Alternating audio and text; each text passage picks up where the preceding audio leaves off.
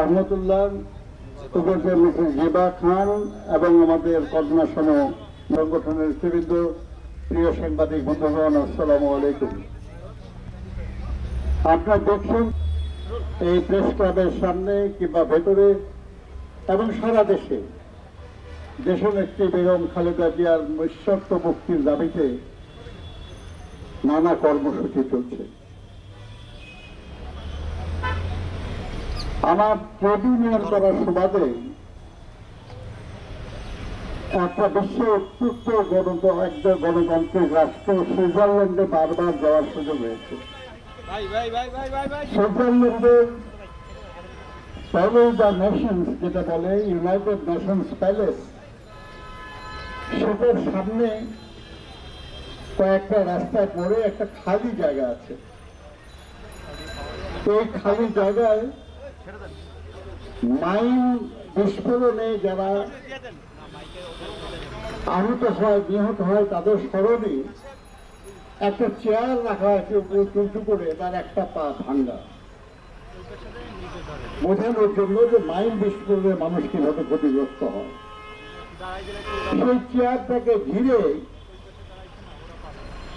যখনই কোনো সমস্যার উদ্রেক হয়, জেনেভার মানুষরা 20 জন, 30 জন, 50 জন, 100 জন মানুষ কয়েকটা ফেস্টুন হাতে নিয়ে, প্ল্যাকার্ড হাতে নিয়ে ও চারপাশ দিয়ে ঘোরে এবং স্লোগান দেয়। আশেপাশে যে মানুষ গাড়ি চালায় যাচ্ছে তারা দেখছে, কেউ হাত ছাড়ায়, এটাকে উৎসাহিত করছে। পরের দিন পত্রিকার সবচেয়ে বড় খবর এটা, এবং ওই দিনের টিভি চ্যানেলগুলির সবচেয়ে বড় খবর এটা। এবং যে দাবিতে তারা আন্দোলন করছে, 3 দিনের মধ্যে, 5 দিনের মধ্যে সংসদ ও স্থানীয় জেনেভা, ওখানকার যে সংসদ, তার সভা হচ্ছে, আলোচনা হচ্ছে এবং এই সমস্যা মেটানোর জন্য সিদ্ধান্ত হচ্ছে। এই জন্য কোনো হরতাল করা লাগে না, মানববন্ধন ক্রমাগত করতে হয় না, কোন সভা সমাবেশ বহুদিন ধরে করতে হয় না, কাউকে জীবন দিতে হয় না, কাউকে গ্রেফতার হতে হয় না, কাউকে মিথ্যা মামলায় দেশান্তরী কিংবা দেশের ভিতরেই পালিয়ে থাকতে হয় না। যেটা কারণ সেখানে গণতন্ত্র আছে, সেখানে জনগণের নির্বাচিত সরকার আছে, সেখানে সরকার জনগণের কাছে দায়বদ্ধ। তারা জানে যে যদি তারা জনগণের কণ্ঠস্বর না শুনে, না বোঝে, তাহলে পরবর্তী নির্বাচনে তারা বিজয়ী হতে পারবে না। আর সে কারণেই তারা অল্প কয়েকজন মানুষ যে প্রতিবাদ জানায়, সেই প্রতিবাদকে গুরুত্ব দেয়। আর আমরা লাখো মানুষ জীবন দিয়ে, লাখো মা বোনের ইজ্জতের বিনিময়ে যে মহান স্বাধীনতা আমরা পেয়েছি, সেই স্বাধীন বাংলাদেশে নিজেদের মনের কথা, নিজেদের ন্যায্য দাবির কথা বলা যাবে না। আর যদি বলেন তাহলে আপনার হয় গুলি খেতে হবে, না হয় মিথ্যা মামলার আসামি হতে হবে, না হয় আপনি অঙ্গ প্রত্যঙ্গ হারিয়ে বিকলাঙ্গ হয়ে যাবেন। আপনার দলকে কোনো কর্মসূচি পালন করতে দেওয়া হবে না। কারণ একটাই, অতি সাধারণ, অতি সহজ, সেটা হলো যে যারা আজকে আমাদের এখানে ক্ষমতায় আসেন তারা জনগণের নির্বাচিত নয়। অতএব জনগণের কাছে তাদের কোনো দায়বদ্ধতা নেই। জনগণ যা খুশি বললে তাদের কিছুই আসতে যায় না। তারা পুলিশ দিয়ে, প্রশাসন দিয়ে দেশ শাসন করতে চায়, জনগণের ভালোবাসা দিয়ে নয়, জনগণের সমর্থন দিয়ে নয়। আর সে কারণেই আজ মহান স্বাধীনতার ঘোষক, এই বাংলাদেশের জনগণের প্রধান নির্বাচিত রাষ্ট্রপতি,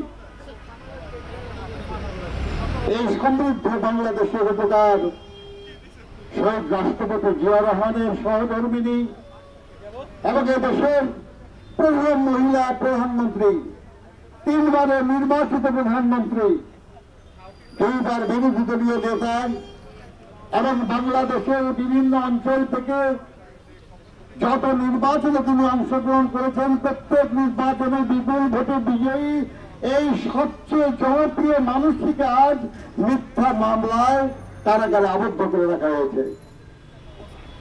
নির্জন কারাগারে, যেখানে তিনি আরো বেশি অসুস্থ হয়ে পড়েন। দরখাস্ত করে কাজ হয় না, অনুরোধ করে কাজ হয় না, মন্ত্রীর সঙ্গে সাক্ষাৎ করেও কাজ হয় না। শেষ পর্যন্ত আদালতে গিয়ে আমাদেরকে নির্দেশ দিতে হয় যে একটা মেডিকেল বোর্ড করে দেখা হোক তার শারীরিক অবস্থা কেমন। সেটাও করতে গিয়ে বিলম্ব করা হয়। কারণ তারা যে রিপোর্ট দিয়েছেন ভীতিকর রিপোর্ট। এই মানুষটি, যিনি নিজের পিতৃহারা সন্তানদের প্রতি দায়িত্ব পালন না করে বাংলাদেশের জনগণের প্রতি দায়িত্ব পালন করেছেন, যিনি তার সংসারের সমৃদ্ধি চিন্তা না করে গোটা বাংলাদেশের সমৃদ্ধি চিন্তা করেছেন, যিনি বাংলাদেশের জনগণকে স্বৈর শাসনের জগদ্দল পাথর থেকে মুক্ত করেছেন আপসহীন লড়াইয়ের মাধ্যমে, সেই দেশনেত্রী, সেই গণতন্ত্রের নেত্রী বেগম খালেদা জিয়া আজ কারাগারে আবদ্ধ। তার মুক্তির কথা পড়ে প্রশ্ন হলো যে কিভাবে তাকে কারাগারে আবদ্ধ করা হয়। আমরা তার আদালতে বিচারের সময় গেছি, আমরা সেখানে বসেছি, আমরা দেখেছি সরকার পক্ষ কোনোভাবেই প্রমাণ করতে পারে নাই যে বেগম খালেদা জিয়া অপরাধের সঙ্গে কোনোভাবে সম্পৃক্ত। কোন ডকুমেন্টে তার কোনো দস্তখত নাই, তার কোনো অ্যাপ্রুভাল নাই, তার কোনো সম্মতি নাই, কিছুই নাই। এবং যে টাকা তসরুপ হয়েছে বলা হয়েছে, আমাদের প্রধানমন্ত্রী বলতে খুব ভালোবাসেন যে এটিমের টাকা চুরি করেছে। এটিমের যে টাকা ছিল 2.5 কোটির মতো, সেটা হয়ে গেছে প্রায় 8 কোটি। তসরুপ হলো কোনটা? আর আমাদের দেশে এখন তো তসরুপ করার জন্য আইন করে মানুষদেরকে অব্যাহতি দেওয়া হয়েছে ভবিষ্যতের কোন মামলা মোকদ্দমা থেকে পর্যন্ত। বন্ধুরা আমার, একটা কথা পরিষ্কার, আমি মনে করি এই নিয়ে আমাদের কারো বক্তব্য রাখার কোনো দরকার নাই। আমরা দেশনেত্রী বেগম খালেদা জিয়া নিঃশর্ত মুক্তি চাই, কোন শর্তাধীনে নয়। আমরা কখনো বলি না যে কোনো মূল্যে তার মুক্তি চাই। যদি বলি যে কোনো মূল্যে, তাহলে বলবো যে কোনো মূল্যে তাকে আমরা মুক্ত করবো ইনশাআল্লাহ।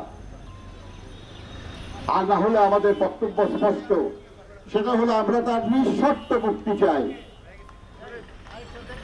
এখানে সরকারের পক্ষ থেকে বিভিন্ন পদ্ধতির কথা বলা হচ্ছে, আমি উচ্চারণও করতে চাই না, কারণ তার সঙ্গে আমাদের কোনো সম্পর্ক নেই। আমরা কখনো এই কথা বলি নাই।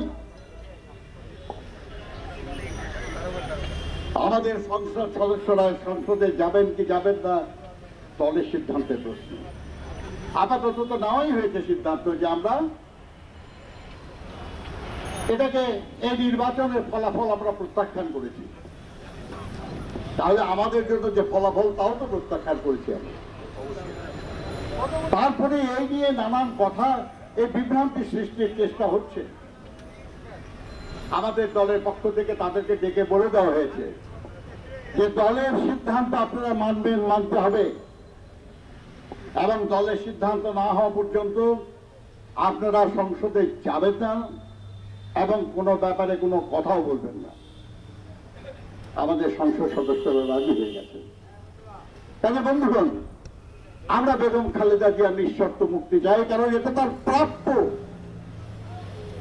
তিনি একজন সিনিয়র সিটিজেন, 74 বছর বয়স, তিনি নানা কঠিন রোগে আক্রান্ত, এবং এদেশে তার সুস্থ চিকিৎসা যেখানে সম্ভব ছিল তার একটা ছিল পিজি হাসপাতাল, কিন্তু আমরা দেখেছি যে সেখানেও এর আগে যখন তাকে নিয়ে আসা হয়েছিল তাকে যথাযথ চিকিৎসা প্রদান করা হয় নাই।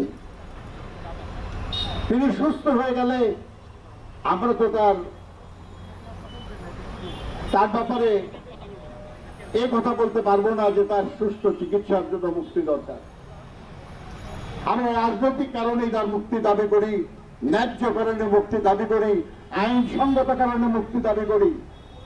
তার 5 বছরের সাজা হওয়ার পর তিনি বের হতে পারলেন না, আর এই সরকারের বসম্বর ব্যারিস্টার নাজমুল হুদা 15 বছরের কারাদণ্ড হওয়ার কয়েকদিনের মধ্যেই জামিন পেয়ে গেল। আদালত কি একটা না দুটা বাংলাদেশে? বেগম খালেদা জিয়ার জন্য একরকমের বিচার, আর সরকারকে যারা সমর্থন করে তাদের জন্য আরেক রকম বিচার। কত হাজার হাজার মামলা প্রত্যাহার করা হয়েছে, খুনের আসামিদেরকে মুক্তি দেওয়া হয়েছে, যাবজ্জীবনপ্রাপ্ত আসামিদের মুক্তি দেওয়া হয়েছে, হাজার হাজার মামলা প্রত্যাহার করা হয়েছে। আর বেগম খালেদা জিয়ার বিরুদ্ধে মিথ্যা মামলা দিয়ে তাকে কারারুদ্ধ করে রাখা হয়েছে।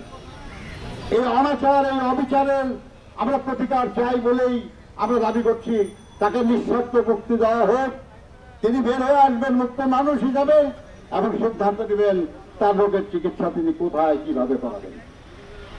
এটা ব্যক্তিগত কথা, কারো রোগ কোনো রাজনৈতিক বিষয় নয়। কাজে বন্ধুগণ, আমরা সারা দেশব্যাপী বেগম খালেদা জিয়ার মুক্তির আন্দোলনকে ছড়িয়ে দেওয়ার চেষ্টা করছি। 20 দলের সিদ্ধান্ত হয়েছে যে 20 দলের বিভিন্ন সংগঠন তারা তার মুক্তির দাবিতে অনুষ্ঠান আয়োজন করবেন। আজকে জাতীয় দল সেই আয়োজন করেছেন বলে আমরা তাদেরকে আন্তরিক ধন্যবাদ জানাচ্ছি। এবং আগামী দিনে আমরা দেখব আরো অন্যান্য রাজনৈতিক দল তারা বেগম খালেদা জিয়ার মুক্তির দাবিতে আন্দোলন সংগ্রাম অবতীর্ণ হবেন এবং একটা পর্যায়ে যে সারা দেশে সকল শ্রেণী পেশার মানুষ ঐক্যবদ্ধভাবে রাজপথে নেমে আসবে। আর সেই জনস্রোত ঠেকানোর ক্ষমতা কোন স্বৈরাচারী সরকারের কোনোদিন হয়নি, আগামী দিনেও হবে না ইনশাআল্লাহ। আপনাদের সবাইকে ধন্যবাদ। আল্লাহ হাফেজ।